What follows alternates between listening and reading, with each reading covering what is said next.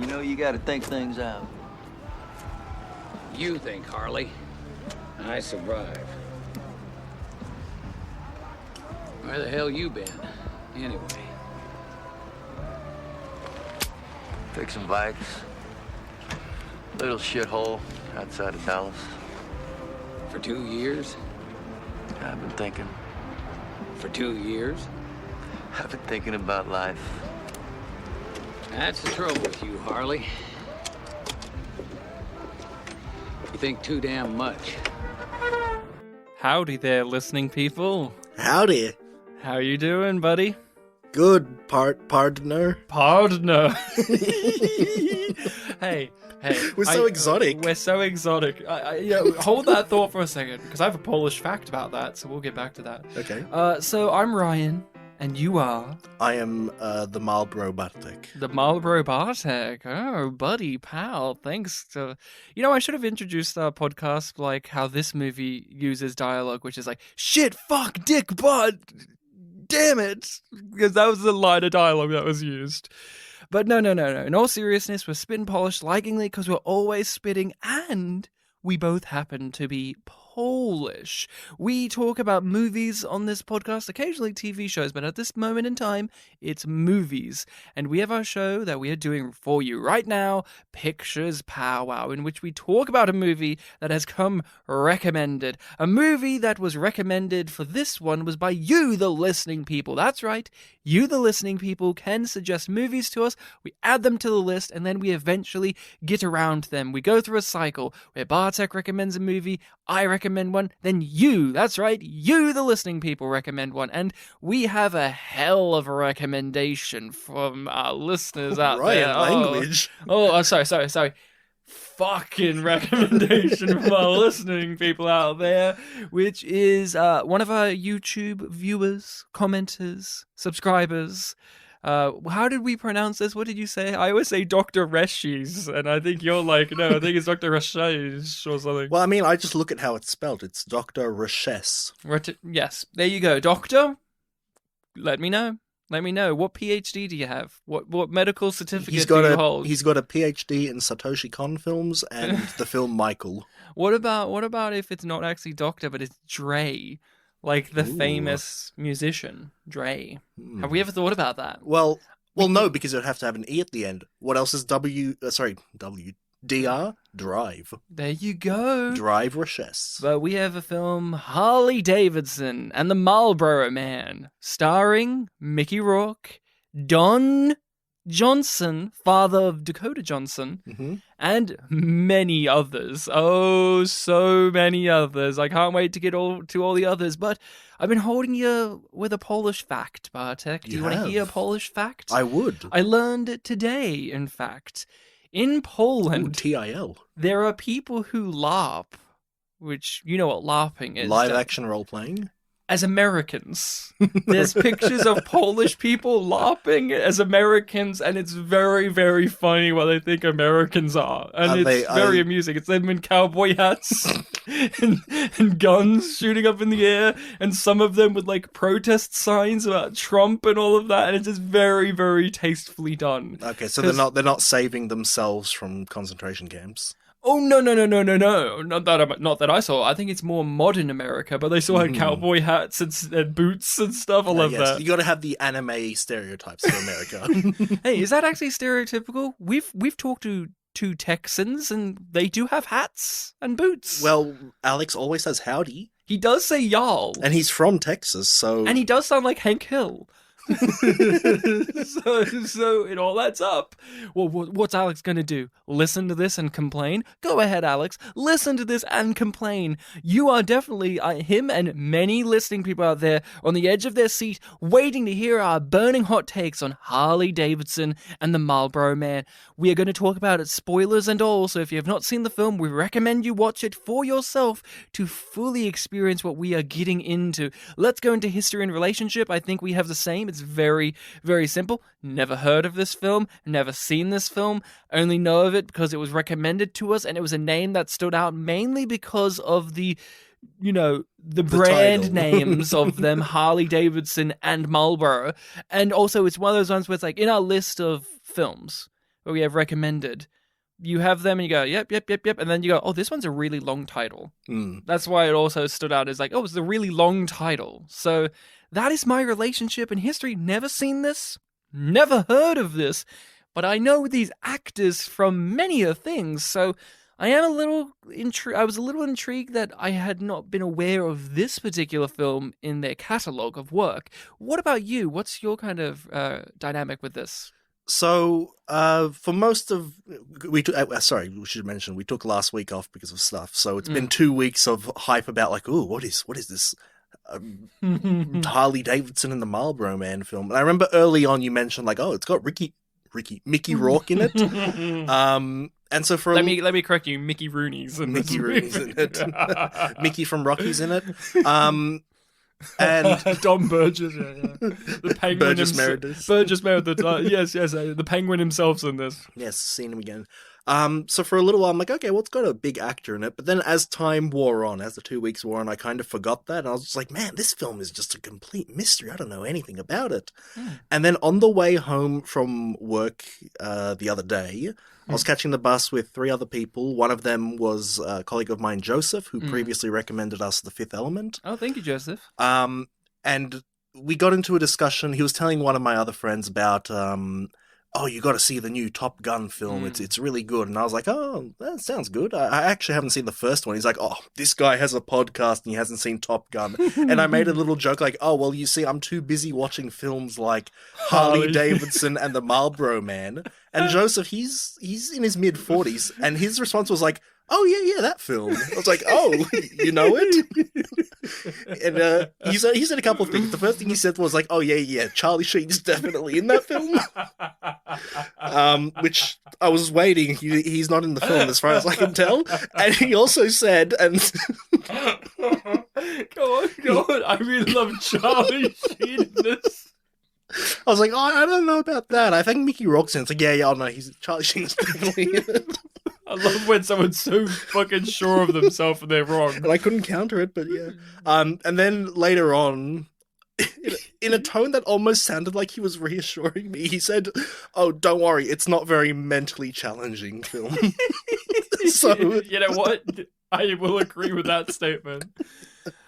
So I walked in basically with the same history as you, but then a couple of days ago I found out, well, Charlie Sheen's definitely in it, and it's not very mentally challenging. Well, before we get into what we thought of this, I do want to talk about the actors involved. You said there was one famous one, Mickey Rourke, but to me, it's like, it's Don Johnson. Don Johnson is somebody I know, somebody I care about, somebody that I think's a better actor, too. And well, to me, it was actually Cassandra from Wayne's World, but go on. But you didn't know she was in this. Well, I saw her name in the credits. Oh, so did I. Oh, I can't wait to talk about her amazing role. What about Milo from Heart and Souls? He was in this. Tom Sizemore. He was the bad guy. Ah, yeah. Didn't he have longer hair in Heart and Souls? Maybe I didn't know. No, he had like 50s hair. 50s hair. I didn't recognize But it's a few years later. Oh, that's cool. He's young and thinner here. That's also another reason. But Mickey Rourke is a legendary actor. His story is really complicated, is an easy way to describe it, where he was this heartthrob actor, hot on the scene, hit after hit after hit, well-regarded, well-respected, like I said, heartthrob, handsome guy, and then hit that rough patch. Film after film of a flop after a flop after a flop. Even in the trivia of this movie, it brings up his disdain for this project and how he felt like this was him selling out. And this was one of the final nails in the coffin of his acting career. Eventually, he left acting, went on to do boxing, and lots of stuff happened in the interim, and eventually The Wrestler resurrected his career in some major way, where obviously The Wrestler is this amazing film where it takes a lot of, inspiration from his life, but also it's still its own narrative. It was his Magic Mike. Yeah. It was, in a way, sure. And, Mickey Rourke came back. He had Sin City. I'll give him that. Like, Sin City was like a really big deal for him too, because, he has this specific look, this specific type of face, and with the boxing career, that didn't really help. It made him look quite strange looking, and then there's all this stuff about plastic surgery and all that. But when he was in Sin City, he plays a character with a fucked up face, and the whole thing is like he used to be a pretty boy, but now he's got a fucked up face. And so he's a very fascinating guy. Obviously, Iron Man 2, he was a rather interesting villain that disappears from the film. I have no idea. Have you ever seen Iron Man 2? I technically it was like on at a party, so it was like the tension was back and forth to it. Mm-hmm. Well, he has electric whips, and he just disappears from the film. Like, he just stops being in it, and then it's like, oh, then he comes back, and it's like really weird. But he's a controversial figure. Even to this day, he's been making a lot of wild talk. You mentioned Top Gun recently. Mickey Rourke got in a lot of trouble for smack-talking Tom Cruise. Only a couple of weeks ago, he was on a show and he said, "Oh, Tom Cruise is irrelevant." Oh, okay. And people were like, Mickey, really? Pretty rich, huh? And so there's him. Are you got any other familiarities with Mickey Rourke? Anything standing out to you in his career? Do you want to mention the rap? The rap. Our friend Will and I saw the film Rumblefish in university. I don't remember too much about it, but it was like a black and white film. He was in that. He was like an older brother figure. What I mainly know him from is I watch a lot of Let's Plays, and I've seen one for a game called Rogue Warrior, which is a rather poor game. Didn't do well, doesn't really play all that well, and it is based on the military career of a guy. I think his name's like Dick Marcinko or something like that. Vietnam veteran, I think, or something about Korea. I can't remember. But he's like written books about his experience, and this was in this game. He was the main character, and Mickey Rourke voiced him. And a lot of his dialogue is, very like mumbly, edgy, mumbly, gruff military speak. Like, "Oh, fuck you, you fucking fuck." And for whatever reason, whoever made the game, who was doing the credits, decided to edit a lot of his dialogue into this sort of like, how did you describe it? Like sort of low key. Oh, it's like lo-fi rap. Lo-fi, low-tempo rap kind of thing. It's actually, you mentioned it last week as like a little, last episode as a jokey thing, and I was expecting like a hardcore gangster rap thing, but it's like, it's actually quite, as the kids would say, it's vibing. It's a vibing song. Like, it's actually pretty low-key, and like, it's one where you kind of cruise out to it. It's actually not bad, but it's just really funny, because it's like, you can tell they've sliced up all of these audio things he's recorded, and they're making this song out of it, so his delivery's all weird. Yeah. Well, it'll be like this lo-fi kind of like, you're grooving out to it, and then he'll be like, "You fucking dog," and it's like, what? Whoa, he's so aggressive. It's a total shift for sure. Within itself, and I imagine before the game, because you just played this hardcore war game, right? Like, it's supposed to be edgy and brutal, I would imagine, and then it ends with this goofy song, with Mickey Rourke.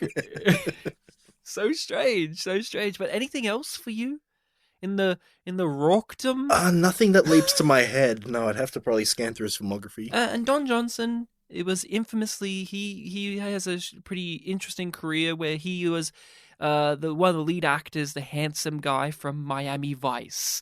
You may know Miami Vice for its iconic fashion look, which Don Johnson sported, which was he would wear that kind of like, that 80s suit thing, but he wore the suit sleeves rolled up. That's a look. You know that look? I'm pretty sure I do, yeah. Don Johnson.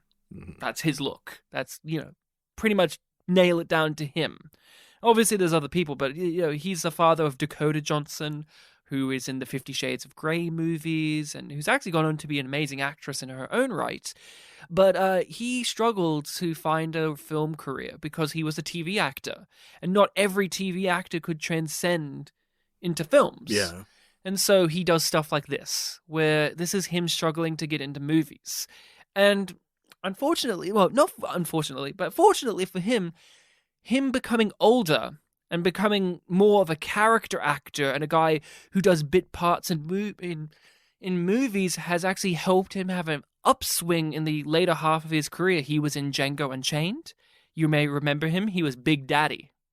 He was plantation owner that they first had to deal with, and he was really good in that movie. Yeah, sounds he was familiar. Big Daddy. Can you believe that film's like 9 years old now? He was recently in Knives Out. He was fantastic in Knives Out. He was Jamie Lee Curtis's sleazy husband in that movie, and he's just been in the back half of his career. That whole he's a TV guy has faded, and now he's just acting in things, and he's really good. He's actually a very skilled actor. This is really interesting. So it's like we have Mickey Rourke, who was kind of like an early bloomer, and Don Johnson was like a kind of late bloomer. Yeah, and this film comes out in like the middle point where they're both struggling to find Yeah. their mark to make in the world around them. Yeah, it's fascinating, and that's why I wanted to bring this up first, because this film, and I can't speak for you, but bored me to tears. I was extremely bored. I was thinking, man, I was too harsh on Tango and Cash throughout my entire time watching this. I was frustrated with this. I didn't know why I was following these two losers, and not losers in the way that the film wants me to, like, no, losers and like, God, these guys suck. I hate both of them. Not even hate, I just don't feel for both of them. When there's a moment, and it was when the movie lost me. When the movie lost me for sure, and it never recovered.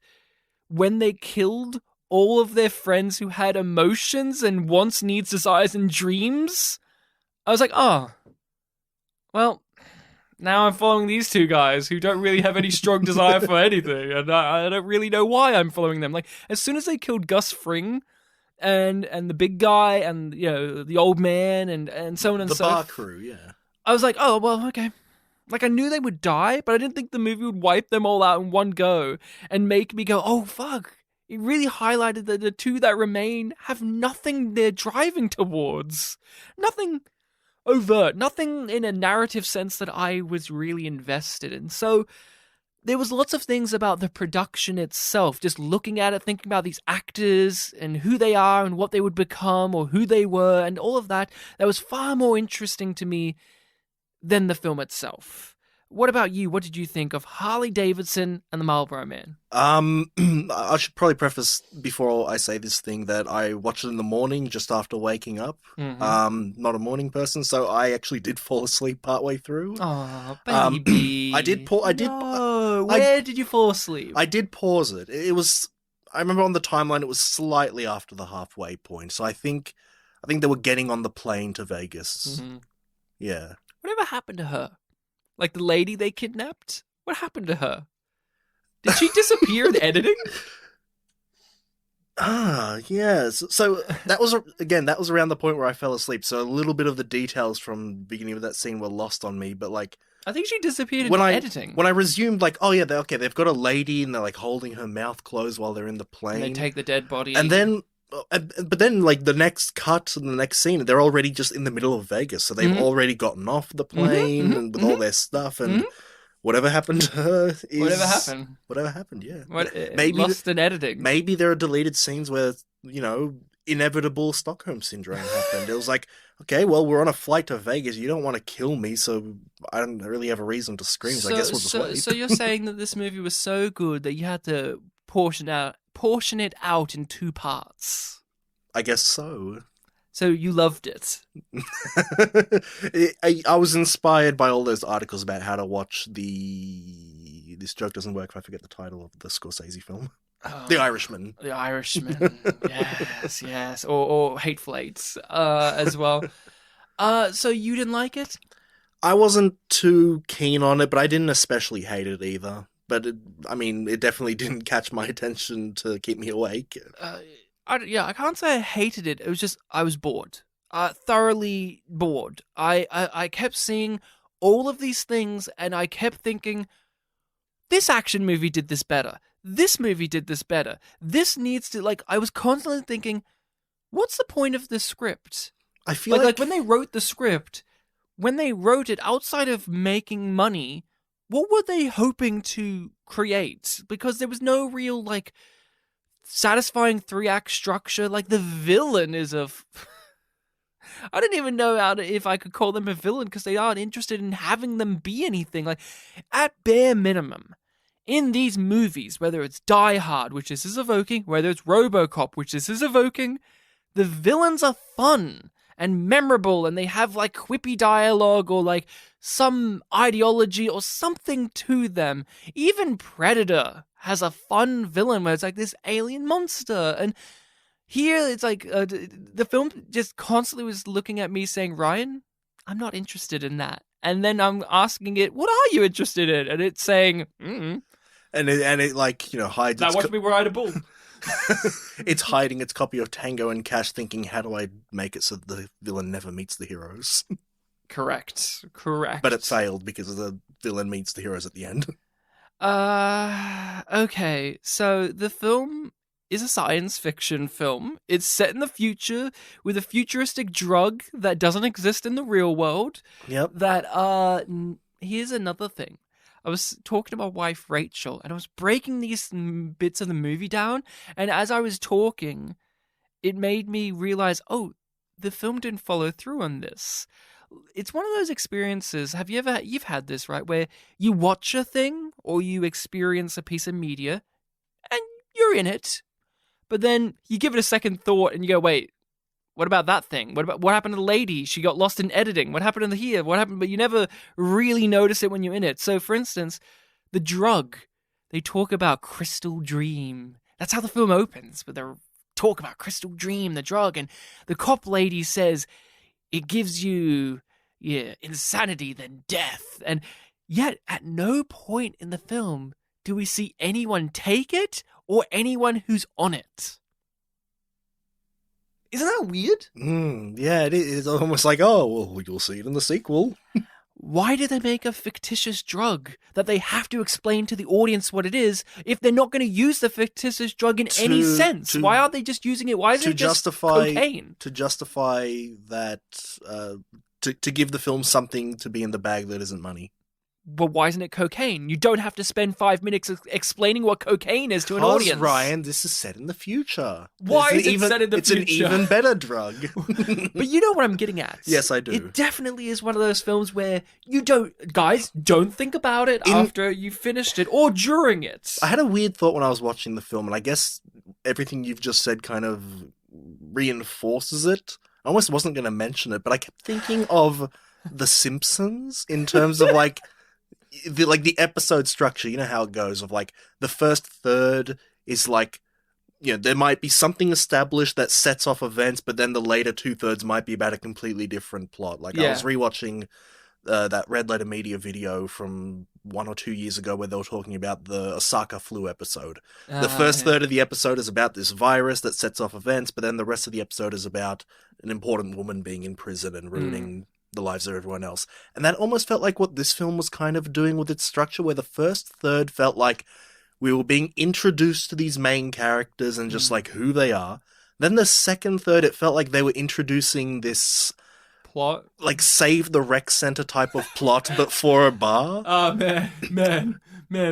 If only Anthony LaPaglia was here to help them save Empire Records, huh? Like, I actually thought like, oh, okay, this is what the film is. We've introduced these two main characters. Yeah. They've met their secondary characters, they're gang in many ways. And now they have a united goal that they need to solve. But then the robbery is literally the next scene. Yeah, there's no planning. Yeah, and then that sets off the actual plot, which is we're running away from these guys. And I say second, third, but like I said, it's literally 2 or 3 scenes. So it's like first 45%, middle 10%, last 45%, where the last 45% is the running away from the, Matrix-looking guys. This is an editor's nightmare because I actually got taken out a lot from editing mistakes throughout it that it just caught me, like blatant continuity mistakes. And you know me, I rarely complain about those things because it's movies. You know what movies are. But there were so many moments where it did it, where I was thinking, is this an editing mistake, or this is an editing? For instance, Daniel Baldwin plays the main thug, and when he's getting shot at the end, they have one shot where his entire face is bloody, like it's covered in blood. Next cut, it's not covered in blood because they haven't shot him in the head yet. Then cut, they shoot him in the head, it starts bleeding. Next cut, full face of blood, and it's like, oh, they got it out of order. I can't believe that. Like, this is the most important moment where they're finally taking down the big bad guy that they've been going against this whole movie, and they fuck up his head. They fuck up his death in editing. It was just mind-boggling, or the most bewildering. And I actually stopped the film, made sure that the place I was watching it on was correct, and I checked another site, and it was correct, which is Don Johnson, who is Marlboro Man. Was it him? No. It must have been Motorbike Boy.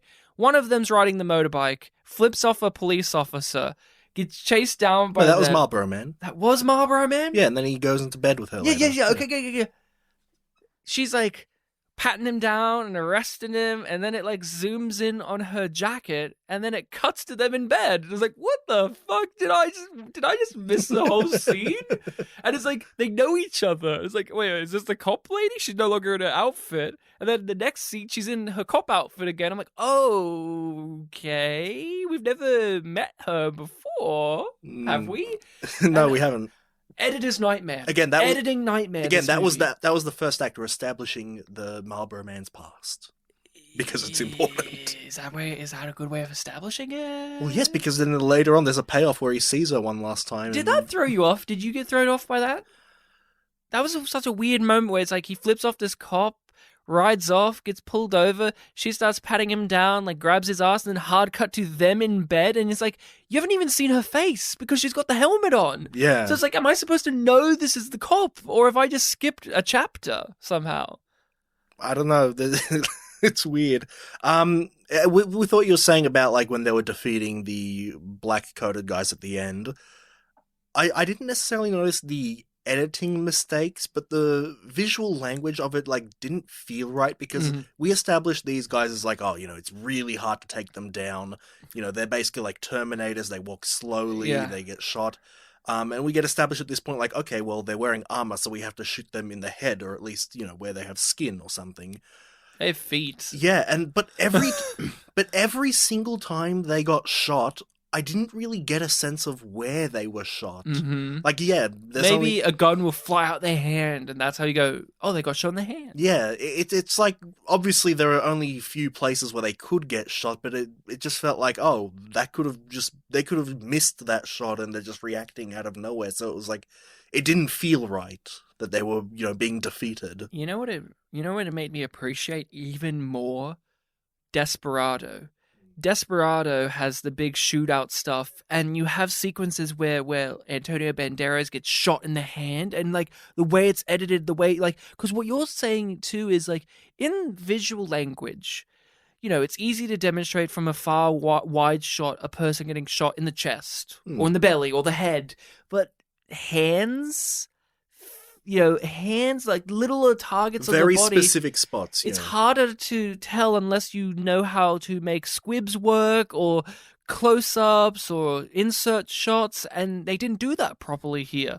And the acting physically wasn't good enough to demonstrate it as clearly for you, and it made me think about Desperado, where Desperado did that so efficiently. Think about it, at the end of Desperado, his band of mariachis that he gets together, and each one of them gets taken down, and you get visually shown how they get taken down so magnificently, or them getting incapacitated by getting shot in the knee or the hand, because the visual language is so crystal clear of what you are seeing. Yeah, it's visceral. This isn't. Yeah, and not necessarily that this is a good example, but thinking back to one of the first shots that I saw, like gunshots that I saw after waking up again, was when they were, inside that plane and there was that worker there. It was like, hey, what are you doing? You're not meant to be here. The guy just aimed his assault rifle there, shot him a few times, he died. I didn't necessarily care, like, where he was shot. It just made sense that, like, he was hit there because there's no issues at play, and it just felt so normal. But then here, even though it should be the same thing, the fact that we've established that these guys are so strong, it was like, I feel like there needs to be a bit more focus on how they were actually defeated. There was just so many bizarre moments where it was like that, where you go, why did they make this choice? There's one that really threw me off, which I guess in retrospect I can accept, but at the time, I didn't know what was going on. It was when they go to the bar and we're just about to, like, meet all the characters. You know how Marlboro Man knocks on that door and he's, like, talking to that guy and they're, like, getting along really well. And then they bring Harley Davidson over.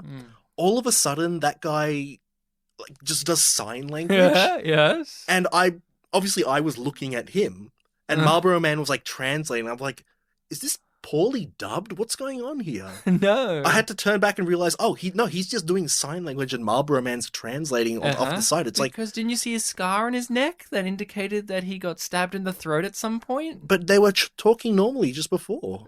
Well, I don't know, man. I don't know what to tell you. The character was introduced speaking out loud. But Bartek, he then only spoke in sign language ever since. Like, he never spoke again. He always spoke in sign language. I swear he did. I swear to you, every other scene he was speaking sign. There was so many times he was speaking sign language. I know he was, but I swear he still had like dialogue. You know what? Yeah, I'll take your word. The guy who fell asleep. I'll take your word over mine, who was just numbingly dying on the inside. No. Okay, but he was introduced speaking out loud, though, right? I think. Honestly, here's the thing. I didn't know he was going to be a character I would care about. Me neither, but... Gus Fring, you know when I say Gus Fring, you know who I mean. Yeah. You knew he was going to be a character you cared about via the first shot you see of him, because he has such an extravagant look about him and his presence as an actor. While this guy you're talking about... I didn't know that I was going to care about him, so maybe he did speak, and I don't remember it because I didn't note down. But what I remember after the end of the movie is he had a slit on his neck, and he spoke in sign language a bunch. And I was like, oh, he can't speak because he obviously got cut in the neck or something or other. But then, evidently, you remember him speaking. I'm like, okay, I'll take your word for it. I don't know. Now I'm doubting myself. I don't know. There's so many strange choices. Like, okay. Let's reel it in. The film tastefully opens up with our good friend Harley Davidson in a hotel room, I guess, or some girl's house or somewhere, and he's listening to the radio, and it's about the new crazy drug that we never really need to know anything about, but they tell us anyway. And there's just a naked lady there, like full on, like, here's her tits, boys. Like, look at this. And she's, like, looking forlorn and, like, and it's, like, really, like, gratuitous. Yeah, it's telling us sexual energy. It's telling us that Harley Davidson stole her clothes and she can't leave the house now because she's naked. Sure. Yeah, don't joke. Don't joke. People may take that as face value because no one's watching this. No. He's being cool and it's indicating that he just was with a sex. girl. And I wrote in our Facebook chat, I was like, oh, are we doing this? And then I was like, oh, well, I'm watching the movie, and I've never seen a film show how insecure in its masculinity it is so quickly. How do you feel about that? Do you agree? Do you disagree? Do you understand the sentiment I'm putting there? Because to me, it's like the first half hour of this movie is them being like, look at these fucking dudes, aren't they men? And don't you want to be like these men? And they're sexy, and look at the ladies, they're just sexy objects that the men get, and aren't they cool? And he doesn't even light up his cigarette because he's so fucking cool. And he has all these rules. Listen to him spout off all of these fucking rules and mantras, and if you don't pay, you gotta go. And he beats a guy with a pool ball, and like, oh, this guy's a big guy, but guess what? Our guy can beat that. And I just was like, God, like, he has tits. Look at all these tits. And look, there's Vanessa Williams somehow, and for some reason in the movie, and she's singing a song about how she wants to fuck a man. And I was just like, God, guys, we get it. You really want to be a macho man action movie, but it felt so insecure to me. It came across as they were overcompensating so much that it turned around to me being like, this is a bunch of beta males who made this movie. Thoughts? No, I think I can learn from it because I have a small dick, so it might help. It was funny, yeah. It was, wasn't it? It felt like a South Park joke or something, like something Trey and Matt would do in like some like basketball where they just keep escalating it to this ludicrous degree. It was that episode with the funnily enough, Harley Davidson bikers, where the one where it's like, oh, you guys are fags, and they was like, oh, you can't say that, that's a slur. It's like, no, we're not homophobic. We just hate these guys and we're calling them fags because it's got a real kick to it. Yeah. It was just, it felt like a comedy with how much it was being like, look how fucking sexy he is. He's got a scar on his face, and that one's I do remember like the lighting blah, in that blah. first scene. It's like, oh, the side profile of him smoking. And it's a bit like dusty or smoky. Oh, this guy's cool. Were they cool to you? Were they cool to me? I mean, only in the sense that, like, you know, there is a certain inherent coolness to, like, the biker aesthetic or the cowboy aesthetic, and that's what these two guys were doing, but maybe Marlboro Man to some extent was a bit more cool because he was kind of trying to play into it, but then you do have, like, the whole dynamic between the two where, like, people are, or especially Harley Davidson is questioning, like, what's up with all this stuff? What's up with the shoes? Things like that. He's like, oh, this is just my style kind of thing. I understand what you're saying. Aesthetics of bikers and of cowboys are cool. It's weird to me that their looks specifically were really uncool, especially Harley Davidson. Yeah. He, you know, you have a certain image in your brain of what a biker looks like. You know, and there's many examples, you know, Rebel Without a Cause, but even, let's go to 1990s for a moment. Terminator 2, bam, Schwarzenegger goes into that biker bar, takes a bunch of outfits, and, you know, I know you're a big fan of Terminator 1. Oh, Terminator 2, fantastic. But would you agree or disagree that his, like, outfit in Terminator 2 is, like, the solidified example of what cool Schwarzenegger looks like? Oh, yeah. And what is he? He's a biker. Yeah, well, he takes the clothes from a biker, yeah. Bam! Harley Davidson in this, though, he fucking is covered in all the patches, which I know is a part of bikey culture as well, but he doesn't look cool. He just doesn't look cool. He doesn't really have, like, a biker attitude, really. No, not really. He just, for most of this film, I just imagine him, like, just kind of smirking a bit too much. Like, yeah, a biker can be sarcastic, I suppose, but, like... Yeah, I don't know. Just the smirk. Something about the smirk was not doing it. He was disingenuous as a biker because there's many ways in films. We're not talking about real life, but in films you can communicate that biker attitude, like in, you know, God forbid, Wild Hogs, where they were inauthentic in their attitudes of being bikers and they were called out for it. Yeah, that's what I was waiting for with this guy because he never felt like a real biker. Like he never felt like the guys from Easy Rider, where they are riding the roads to find themselves and to find what it is to be an American and to a form of spiritual journey, or other ways of being a biker, like you're Rebel Without a Cause, where you're a bad boy and you're using your bike to compensate. And no, it's just like, it is because we came up with the title of the movie, Harley Davidson and the Marlboro Man. Yeah, I don't know. He felt more like a sort of smart alecky loner archetype who was taking on a biker aesthetic. Yeah, which, again, smart alecky type you can have for a biker for sure, but he did not feel real. And especially next to Don Johnson, where Don Johnson, as Marlboro Man, he did feel like a cowboy guy. And not like a yee-haw, good old boy cowboy guy like our friend in that Marilyn Monroe movie we did. But he felt like what you would imagine a real-life, modern-day cowboy to be who interacts with, civilization, like in the city. Because he's in the city. He's not in rural America wrangling up and lassoing horses and stuff. He's just like in the suburbs. Yeah. He's got his boots. He's got his form of transportation. He's got his little scarf stuff, and he doesn't look cool, but he looks real. Yeah, that's how I would describe him. That's the thing. They need to lean further into them just looking like real life versions of these guys, or leaning into the idealized version of what these people look like. But to me, they just kind of fell in the middle, with Marlboro Man being closer to like what I imagine a real life cowboy to be. To be honest, I think maybe before this discussion, this whole episode even began, I wasn't even thinking of Harley Davidson as a biker character. Mm-hmm. It was just a guy who had the same name as his bike. Well, he named himself after his bike. Maybe, yeah. I don't think that's his real name.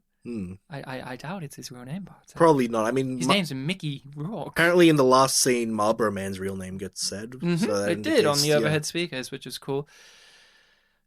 So that was cool. Oh yeah, that was cool. Let's talk about the gang. The gang, yes, the friends. They start out kind of not friends, but they were friends. Well, Harley fucked it up in the past. I thought you would like these guys. I saw them and I went, oh, these are Bartek characters. There's one of them looks like fucking Prince, which is Gus Fring. He looked like Prince. You had the big guy who I was like, oh, this is Bartek's favorite character. He would be the probably, big yeah. guy. He could have played a biker. He looked like one. Yeah. Yeah. Tell me, what did you think of this merry band that they had for 2 scenes? Well, yeah. Well, like I said before, this was kind of like this middle 10-minute second act kind of thing where I thought, okay, well, this is where the plot of the film is really going to begin. They're going to, quote unquote, save the rec center by doing a sort of heist. We're going to learn a bit more about them. They're going to have full-on arcs or something like that. And we're going to have a bit more dynamics being thrown around.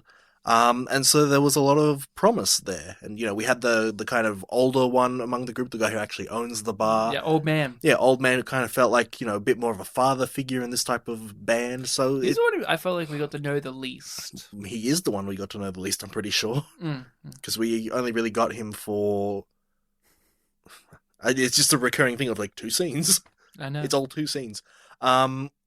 Yeah, there was promise there was potential there, but then it just says no. Did you not see the title? It's not Harley Davidson, the Marlboro Man, and the Gang. Even Butch Cassidy and the Sundance Kid, which this is clearly evoking, had great secondary characters that you gave a shit about. Yeah, the film... And they were in the movie as well. Like, they were in the film. They roughly had about half the film, yeah. Yeah. Right, and you felt stuff when they were no longer in the movie. Yeah, there was news, the guy who gets the news. Right. Yeah, and there was the guy that, like, Butch fought at the beginning because of a dispute. You got to learn about Butch and, like, the dynamics with the gang. Here's another aspect I want to get your thoughts on with the gang. There's this vibe, and I think it's because it's trying to do the Butch Cassidy and Sundance Kid thing. And it's like, this doesn't work, which is... There's an air of this. It's not a strong thing. Like, to me, it's like a wisp of a thing, which is in Butch Cassidy and Sundance Kid, or in the Red Dead Redemption games, or a few other examples I could go down. There's this element of our characters are from a bygone era. They're in a gang that's on the decline, and civilization. And, oh yeah, that's big Butch Cassidy and the Sundance Kid. And I feel like there's an element of that where it's like, this is their last outing and they don't know, like, the big guy's got a girlfriend and he can't do this anymore, but oh, he'll do it one more time, and oh, he gets killed. And there's the old man, it's like, we've got to get the bar back together because this is where we used to be, but then that gets all taken away from them. And it's like, things are changing. Like, the bad guys now no longer are the cops. They're businessmen who wear suits, and they have these elite Japanese outfits, and like things and have changed. They earn good money from their like legal work, but then they earn more from doing like illegal stuff on the side. Yeah, and you have like the Marlborough Man's girl is now in a full-time relationship with a more stable person, and he can't be with her. And like Harley Davidson is having the same thing where he had a love and she left him with no real rhyme or reason in his way of thinking of things. And there's this element of like a tiny, minuscule element of that where it comes across as like we're watching the end of an era for these characters where the gang gets killed and society around them is changing. But the major difference is, this is set in the future. No. But it's set in a weird time period where that's not as applicable to to us. Where it's like with Red Dead and with Butch Cassidy and Sundance Kid, we historically understand how these people don't fit in anymore. Yeah. The cowboy, the outlaw, the gunslinger phases out. That's also, I think, for Australians, a huge appeal of what Ned Kelly's all about. Ned Kelly was kind of like our version of that, like the last of an era of like the famous gunslinger, the bad boy, the guy that the cops had to take down, and he wore his armor. Like, you know what I'm talking about? Yeah. That's why there's so many Ned Kelly and the Gang movies in our pantheon, because it captures that. And here it's like, even if it wanted to capture that, it needed to make it so much more specific about something in that time period that we, the audience, can understand. And I know this sounds like maybe a little bit too naff, but in this time period, it would have to be about gang wars. Like, you know, that was what was really big in the 90s. We Mm. saw it in Falling Down, for instance. Yeah. Gang territory wars like LA riots and all of this stuff. And I think like that's something like a great film like King of New York starring Christopher Walken. That film really nails. This, it's like, I feel silly. I feel silly talking about it because it's almost like I shouldn't bother because, again, the film's not really interested in it, but Yeah. I felt like it was there. Like, I'm listening to everything you're saying about, like, end of an era kind of thing, and when I was watching the film, I wasn't getting it at all, but, like, all the stuff you're saying, it's like, in retrospect, I maybe kind of do feel little bits of it, so it's kind of conflicting. It's like, was there a deeper thing that this film was going for? Yeah. And did it come across slightly, or did it completely fail? And that's why I come back to, what was this trying to go for? Earlier on, you mentioned, like, Tango and Cash and how, like, Yes. oh, that film did some things better. I feel like that film was a lot easier to criticize, but I'd also much more likely watch that one again. Well, here's a big difference too. Tango and Cash, you can summarize very easily. Yeah. Two cops, they don't like each other, get framed for a crime they didn't commit. They have to break out of prison and prove their name Mm. and put things right and get revenge on the bad guys and get the evidence. Very simple. Yeah. You get it?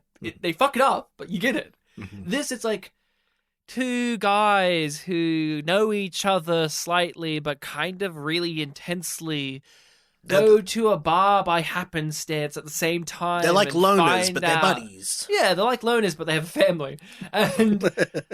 And there's a bar that is slightly important. They're and loners, but then- they're buddies, and they have a and then- gang at a and bar. then- and then Daniel Baldwin from Nothing But Trouble the same year walks around with a gun and shoots at them, and then eventually the film ends. And Cassandra was there. And many people were there. Hmm. I just don't know what the point is. Like, I know it's an action movie, but there are points to action movies, whether it's as carnal and as simple as getting revenge. But here it's like they're not really interested in getting revenge. It's more like, we can't leave. It's like they're But then they leave. A criminal is trying to get revenge on them. Yeah. But then also, we don't know enough about the criminals to care. There was a moment where it's like, oh, they actually gave them money. Oh, okay.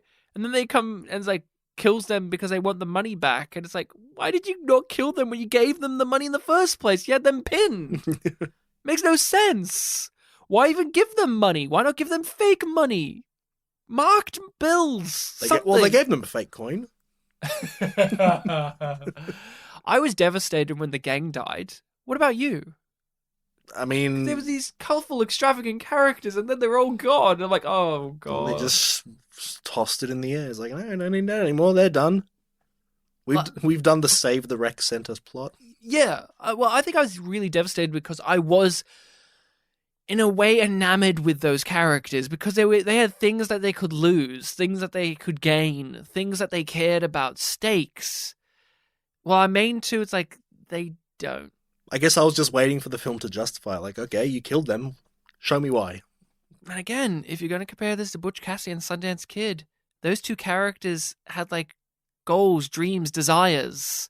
Even underneath all of their repression and stoicism and, like, like machismo, they had things. They had, like, relationships and they had things that I could connect myself to those two guys. It actually kind of did feel like those characters done right, because I mentioned before Harley Davidson, this film's like this kind of smirky guy. Butch Cassidy was, the more jokey one of the two. Yeah. And Sundance Kid was the much more cowboy one with the gunslinging. No. His own, like, trying to be a cowboy kind of thing. That's the thing. Another thing too, another nail in the coffin. Although these are two well-known actors, Mickey Rourke and Don Johnson, they're not charismatic enough. Like, a huge appeal of Butch Cassidy and Sundance Kid is just those two actors are the most charming, likable, sexy, A-grade actors of that time period. Even now, it's like Robert Redford, you go like, Jesus, still so fucking charming. When we were studying that, like it's one of the most like lightning in a bottle casting, and those guys did a couple of movies together, and each time you watch them, they're great because it's like those two guys just are so good. when we were studying that in year 12 media, Butch Cassidy and the Sundance Kid, like obviously teacher was saying a bunch of, analytical things about it, but he always said very firmly that this film is like the peak of the buddy film. Yes. Because these two guys' dynamic is just perfect. It's unparalleled.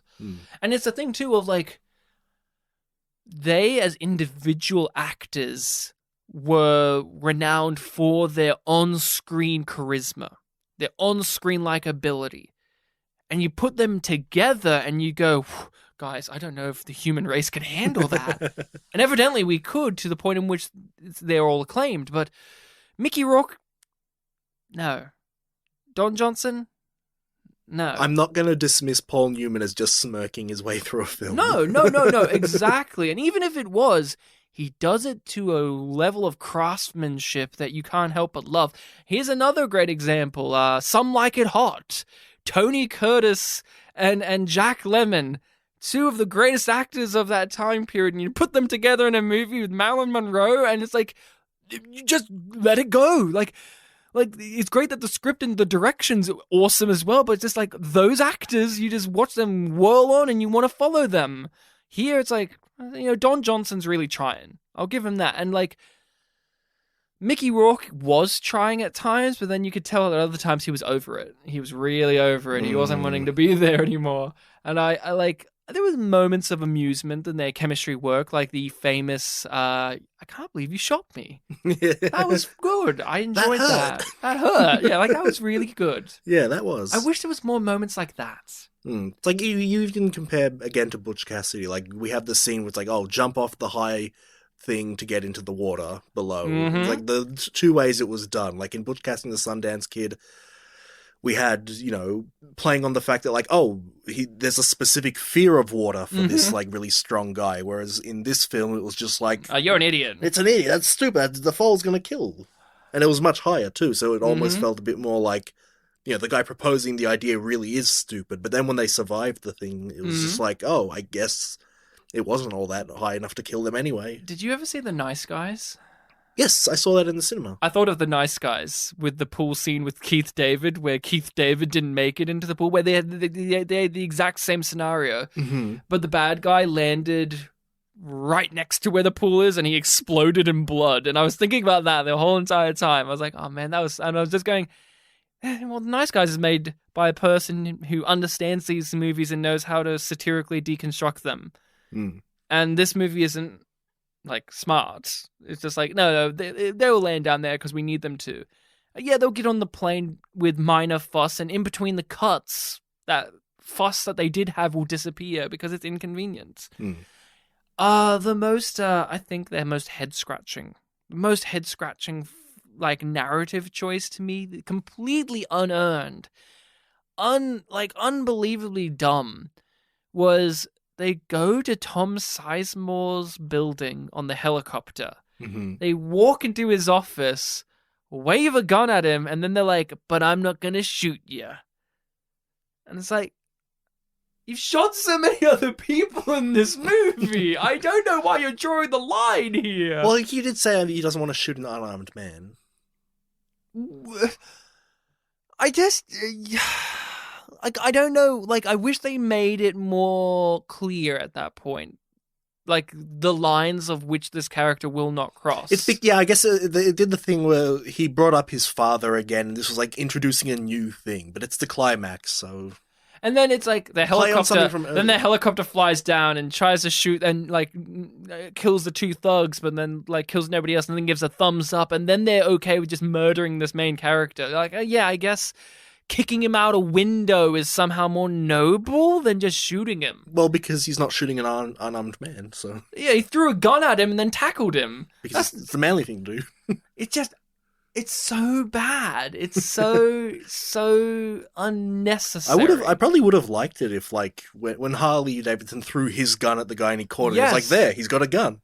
Fair enough. Boom. Or even if that was like a teamwork thing where Harley Davidson threw the gun, it threw Tom Sizemore off, and then Marlboro Man kicked him. That would have been like, they're using their... And then he's like, so I should never throw a gun, huh? Right? Yeah. That is so much more clever. But at the end, it's kind of like Marlborough Man's boot fell apart, and then the guy fell like Dick Jones and RoboCop out the window. And it's like, one, do not evoke RoboCop and do not do the Dick Jones ending, because that's one of the greatest endings in cinematic history of all time. I mean, you've seen RoboCop now. You know what I'm talking about. Yep. And it made me, like, that was straight rip RoboCop that looked like, and or Die Hard. Less Die Hard, like Die Hard was shot differently, but like... Well, no, we don't want to remind the audience of Bruce Willis, because he didn't want to do the film. And we don't want to remind the audience of a better film. We're here for Harley Davidson and the Marlboro Man. I just couldn't care. Every time I was like, oh, I'm going to try and care about these two characters, the film just blank stared me and went, why would you, Ryan? I'm like, you're right. I can't invest myself. I'm sorry. Remember when they were on the train and Marlboro Man wanted to get off and Harley didn't want to get off, so they went their separate ways, and then they came back together. Then, like 2 scenes later, they're back together. And Harley Davidson just, like, apparently had a whole adventure in Denver. And he's just like, hey, I went to Denver. And they continue the scene. It's like, yeah, I got this thing in Denver. A laugh out loud moment was when they were pinned behind the truck when the dark, like, the black-suited gentleman showed up for the first time. And they're pinned down, they're trying to shoot, and then it's like a random cut to an intense close-up of the fat guy on the bike screaming, and then he flips off his bike and it starts scraping, then he lights up the fuel that's pouring out of it, and then they just merrily jump over the flame, and I just was like, if there was more of that ludicrous action. That's the thing too, like, this isn't to dismiss good writing, but like in some of these action movies, if you just have really over-the-top, well-choreographed, well-executed, absurd action set pieces, I'll be more forgiving. You would be more forgiving. Like, Kung Fu Hustle doesn't have the greatest plot in the world, but it has really creative action and really fun characters. Yeah, if it's exciting, that's the appeal. That's the appeal. So many Schwarzenegger movies are like that, where it's just like there's these absurd, over-the-top action things. Same with your Sylvester Stallones and all of that. And it's just like, here we are with Harley Davidson and the Marlboro Man. Did you find it, what was Joseph's words? Mentally challenging? No. No. Okay, he was right. I was trying to figure out why they made choices the way they did. Anything else you want to discuss? What did you think of Charlie Sheen? Oh, I loved him. He was my favorite. Oh, let's talk about other actors that showed up. Sure. So, Vanessa Williams was third billed in the film. Mm-hmm. Vanessa Williams is an actress, model, singer, I think, as well. Do you remember who she was in this? You mentioned earlier she sang? Mm-hmm. Mm-hmm. I'm guessing that was really early in the film. That was at the bar. That was at the bar. She was the big guy's girlfriend. Right. I didn't know that until I watched a review of this online, because I want to know what the consensus was online. And they pointed out, like, oh, that's his girlfriend, because she had her hair tied back when she was, like, picking up the big guy and was, like, yelling at them. And I'm like, oh, I didn't realize that was Vanessa Williams. I thought that was another lady. She's in this film, and she's third billed, and she's a name. She's a face. She's a beautiful lady. And she's not in the movie. She's, like, there for, like, 2 scenes to sing and then to say, I'm out of the movie now. And 2 scenes, that's the motif of the episode. 2 scene hits. And, like, I was waiting for her to find out that they got her boyfriend killed and for them to have some comeuppance or, like, feel something or have that scene of them getting guilted into, like, we were playing like this was like a game, but now lives have been, you know, just... I'm trying to write the script. Yeah. I'm trying to write the script. You mentioned that the chick from Wayne's World was in this. Tia Carrere was her name or something? Yeah. Who's a great actress. She's been in a ton of stuff. Wayne's World is the obvious go-to for us. I also think of her from Lilo and Stitch as well. She was the older sister. It's been so long since I've seen that film. Yeah, no, she's one of the 3 main characters. She's the one that's not the little girl. No, I remember who she is, yeah. But no, she's excellent, you know, as always. But here, So, her, you saw her name. I did too, and I saw it last week. I was waiting for her to show up. Like, when's she showing up in this movie? she's not one that like I know the name off the top of my head. It's like, oh yeah, Tia Carrere from Wayne's World. But like when I saw the name, it just triggered in my head like subconsciously. Oh, that's Cassandra from Wayne's World, right? Mm-hmm. Oh, and she's being billed in the opening credits, so she's got to have some sort of role in this film.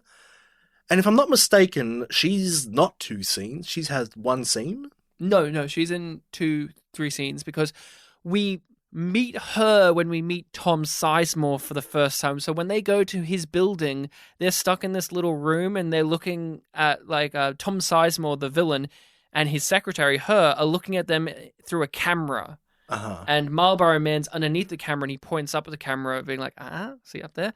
And then they make the deal there to trade off the drugs for money.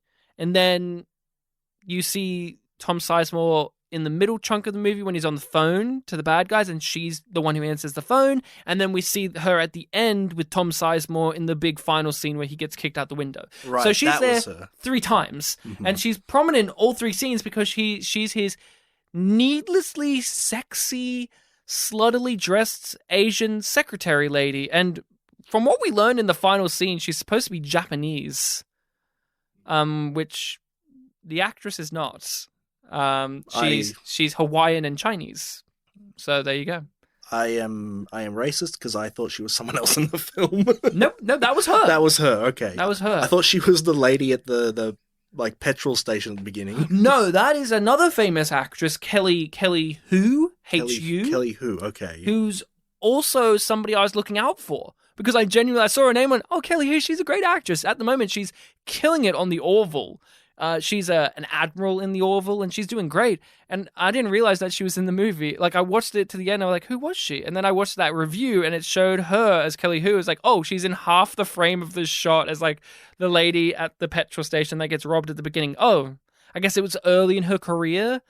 That scene was also really weird. I mean, that scene was like... It's like because I thought there was, like, a joke happening where, like, because it's the future, no one cares about, like, you know, gunned holdups. No, it's just he's apathetic because he's a biker. But, like, she didn't seem to care either. Oh, no, like, gun was aimed at her and she was just like... no, I mean, she didn't have, like, her hands up or anything? Yeah, I felt she was more concerned than you're saying. But, yeah, the sexy Asian secretary is Tia Carrere. So right, that was her. I knew it was her straight away because she's like a very tall, lean, kind of athletic-looking woman. Yeah. And I saw her here and I was like, there she is. And it's so bizarre how films work, isn't it? Mm. There's no thing in the text to say she's evil. There's no thing in the text to say she's bad. Mm.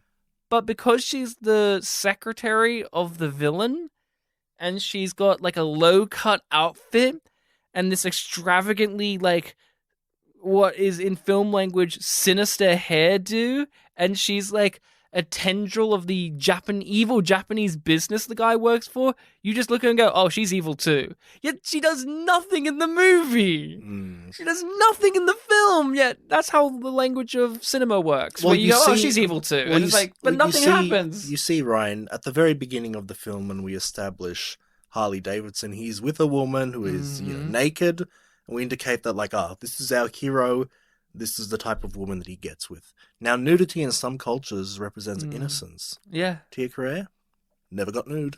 She showed it. She showed a good amount of chest, though. No, but never went fully nude. You're still hiding things. I did chuckle when the film revealed that I guess she's supposed to be Japanese because I thought about Wayne's World. Immediately I thought about Wayne's World when they have that scene on the rooftop of the club, is it? Where they start speaking to each other and they have the subtitle gag and all of that. That was like in his apartment. Was it in his apartment? It was indoors. Indoors? Yeah. I always confuse it From the for second outdoors. film, yeah.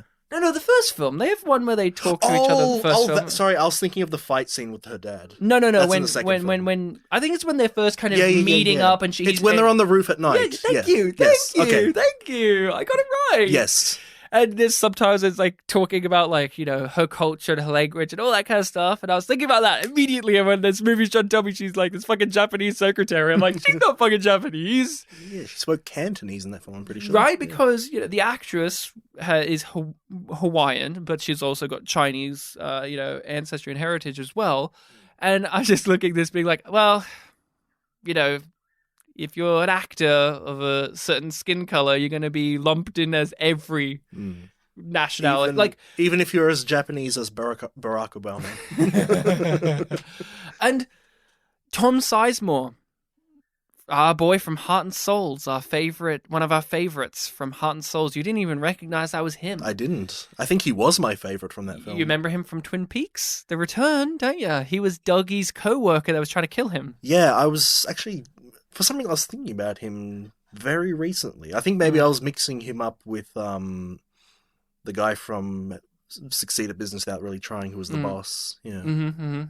Well, we had from that Marilyn Monroe movie, the main actor was the boss in Twin Peaks: The Return. My mistake. But Tom Sizemore, here's the fascinating thing. Tom Sizemore is known for playing kind of gruff, evil, hard-nosed characters.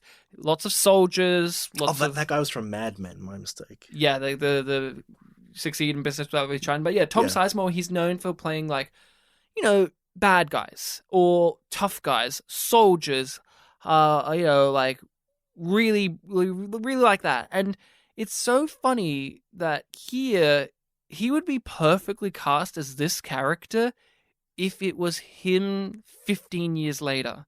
10 years later in his career, because he's so young and innocent and fresh and thin here that I didn't buy him. He's got like a younger voice where he's like a little bit more like, oh, gee. But like Twin Peaks: The Return, which is like obviously decades later, you know, he's older, he's gruffer. I could see him as this guy. And like in that, it's kind of funny in Twin Peaks: The Return, they kind of play around with Tom Sizemore because Tom Sizemore like does play like that kind of character. But in Twin Peaks: The Return, they allow him to be silly. Well, his big scene is him like crying, right? Yeah, and it's kind of silly. Yeah. It's kind of amusing how much he's crying, and like he throws the cup of coffee in the urinal, and the guy's like, "Oh, that bad, huh?" right? And he's like, "Oh, I hope he can forgive me." It's like you're laughing, but like, here, that's why I said in Heart and Souls, like Tom Sizemore being like this lovable lad who's full of like oomph and charisma is like off the beaten path for him as an actor. Like it's not like he doesn't do that, but he doesn't always do that. Here, this is a role that makes sense for him, but he's 10 years too early. Isn't that the strangest thing? He's 10 years too early for this. Maybe this was a big turning point in his life. I do believe he was in Saving Private Ryan as well, if you want to know, but he plays a lot of soldiers. I'm trying to think anyone else in this that turned up. There was just like, Gus Fring I mentioned. Obviously, he's in this. Great to see Giancarlo Esposito. He's always been great. I mean, we loved him in Stardust. This was before Stardust. Yeah, and before The Usual Suspects, he was in that as well. And this was also before Monkey Bone. Yeah. Oh yeah, way before Monkey Bone, where he played the devil, a version of Satan. It's our third time having him on. Third time. First time on. Every single time, different show. There was a Unappreciated Masterpieces, Mystery Box, Pictures Powwow. I found a funny actress in this. So there was a character of Honey. Do you remember her? She was the character at the diner that sat next to Harley Davidson, and she had a really low cut top, and she was like basically asking him to fuck her, and she's like, "Honey, 100% pure gold." That's what she said. There was something like that, yeah. I looked up that actress because like, why are they introducing this character so like forcefully? And then she never comes back, of course. I looked her up. She's got no real career. But one of the things that she did do, she did this, stopped her career, and then came back for Dude, Where's My Car as like some hot extra lady. Like, you know, bimbo number 5 type lady. Right. And I was like, what a weird little career this actress has had. Because that's like quite a... Well, like, so that's almost like 10 years. So we've done her whole career. Almost. We'll get to it. Oh, there's more? Okay. She had like 8 things. Okay. But like, yeah. So we're a quarter of the way. Oh, very funny. There was an actress, the naked woman from the very beginning of the film. And the trivia really wanted to point out that this is her film debut. And I was like, oh, okay. So... Oh, no, this is the lady, sorry. The naked woman, who's Mitzi Martin. she started her career with this, and it was like big, like in the trivia, it's like this is where she debuted her film, and like film debut. I'm like, awesome. Where did she go on to? Dude, Where's My Car? Almost 10 years later. Almost 10 years later. Like, no joke. Harley Davidson, 1991.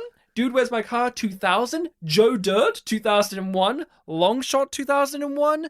And then The Island, and then Stripped Down, and then she ended her career. She has a total of like 8 roles in her entire career. Sounds like a lot of... And all of them are like, number 2 this, lady that, the woman. And it's like, why is IMDb telling me this is her film debut? It doesn't matter. Maybe she was really memorable in one of those roles. I don't know. Yeah. I don't think I have anything else to say. This was just a snooze fest. I'm sorry, but it was. It's really weird. I can't really say that it was awful, but it was really nothing special to like the pinnacle degree. Again, the person who recommends this has recommended movies that have very fascinating people who create them.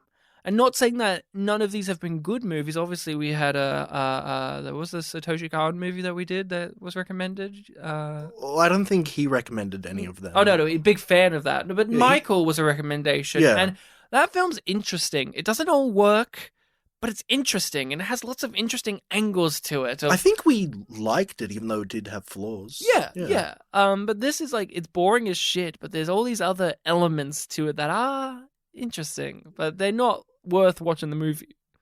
Yeah, that's true. Like the director's an Australian director who directed Free Willy the same year, Okay. and he directed the film Far Lap about the horse Far Lap. Mm-hmm. That's all I've got for you. I do not recommend this film. I do not recommend this film. What? I can't believe I said it. I thought I was being really positive throughout the episode, but I actually don't. No.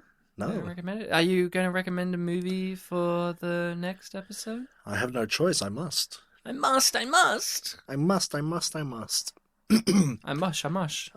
This is my non-Hollywood time to pick. Oh. I'm going with one that is actually pretty well known, but I have not seen. Okay. It's starring a very, very, very famous person who only did 6 films. Oh. Yes. Go on. Yep. I've seen half of his films, and I figured, why not see the next one for the podcast? And we can finally maybe talk a little bit about him because he's a big pop culture figure. I believe from 1972 or 73, I think 72. I'm recommending Enter the Dragon. Everybody's favorite, Enter the Dragon. I know it's very, very big in pop culture, but I've just never seen it. Really? I've seen the first 3 films. This was his 4th one, but apparently last finished. I mean, do you want to say it out loud? Oh, I haven't. You did like, we all know, no joke. Until you said his name, I genuinely thought of a different actor, but go on.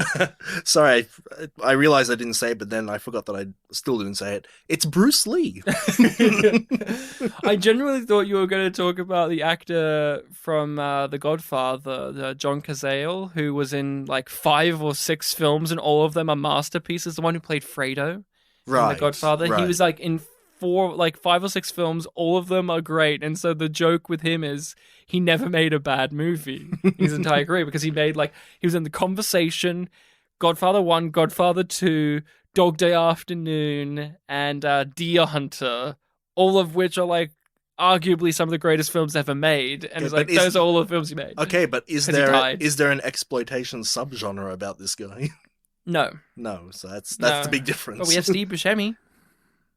I guess, he's the John Cazale of modern cinema, where he's like the kind of weird Weasley looking guy that's kind of likable no matter the role for some reason. We got Steve Buscemi. He pronounces it Buscemi, even though it's supposed to be Buscemi. I found that out recently, by the way. But okay, you recommended a Bruce Lee movie, obviously Dubs. Oh, I was thinking normal, but... I'm joking. We always do subs. Well, I didn't for a Story of Ricky, but... No. That was part of the reason why I picked that film. But okay, so... want to remind everybody what we're watching? So Bruce Lee's... Enter the Dragon. Not John Cazale's Enter the Dragon. Not that one, no. From 1973, I think, or two. Okay, so we'll be watching that. Make sure... Is that the one with Chuck Norris? No, that was Way of the Dragon, which I have seen. That was the previous one in Which Rome. was the one we watched at university? Fists of Fury. Fists of Fury. Yes. I remember watching that in an auditorium of stupid people. I remember it was my birthday when we watched that. I turned 19. Now I'm 29. 10 years. Yeah. Why I say an auditorium of stupid people? There was this moment in that movie where, like, the guy ripped off his top or whatever, and he had like a girdle or something underneath it. It was like obviously it's a cultural and time period thing, and I just remember our auditorium being like uproarious laughter, and a bunch of people being like, "Oh, he's got a girdle on." I'm like, oh, shut up, shut the fuck up, dumbasses. All right, that is it. Make sure to watch that in the interim of time. And while you're at it, you can follow us on the social medias of Facebook and Twitter. We are posting on there. You can interact with us on there and recommend movies to us. We have a post on our Facebook page that is pinned where you can suggest a movie, or you can just message us through social medias or our email, which is spitandpolisheded@gmail.com. All of this is in the description of the episode below, so it is there for your convenience as well as mine. You got a bit Borat-y there. Was it? Your convenience. Okay. Bartek? He's in a Borat mood. He entered my house today Oh, yeah, I did. doing some Borat impressions. I think he's got Borat in the blood. What's Bartek's am next missing foreign film recommendation? Unfortunately, that film's American. Are you sure? They claim it's from Kazakhstan, but It's made by an English guy.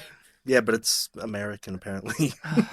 Oh, wow. That's... I made sure to look it up just in case I ever recommend it. It has to be for an American episode. Well, Unless you do it, I'll or the listening people do it. I'll balance things out. I've got a confession to make. Well, not a confession, an apology to make to kind of wrap things up. Last episode, we talked about Mad Max 2, The Road Warrior. That's correct. That was the last one. Yes, not to be confused with Rogue Warrior, which has a nice rap in the credits. I foolishly said that Bruce Spence was an Australian acting icon, which is true, but actually he's from New Zealand.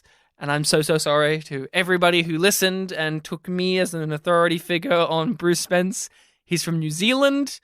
He's worked most of his career in Australia and got most of his success here, but he's a New Zealander. That explains why he was in Lord of the Rings. I should have seen that coming. There was more New Zealanders than Australians in that movie, even though obviously it had David Wenham, who is Australian. I'm sorry. I let you down. I let Bartek down. I let myself down. But most importantly, I let Bruce Spence down. You know, And that's the biggest shame of it all. You know, if we didn't take 2 weeks, a week off, and this problem would have happened last week, I could accept it a bit more. It's like, okay, I've only had 7 days to register this in my head, but 14 days to register this in my head and find out it's just another bloody Russell Crowe situation. Like, yeah, another Sam Neill thing. Yeah, there's so many of these New Zealanders who trick us into being that they're Australians. Look, I'm sorry, but I do think New Zealand takes part in the blame here. They're just mischievous. That's all I've got for you. Mischievous New Zealanders. I mean, I played Umurangi Generation in the 2 weeks since we were gone. I should have seen it coming. I know. It's a New Zealand game. Ryan, play us off. Okay. I just played the New Zealand national anthem.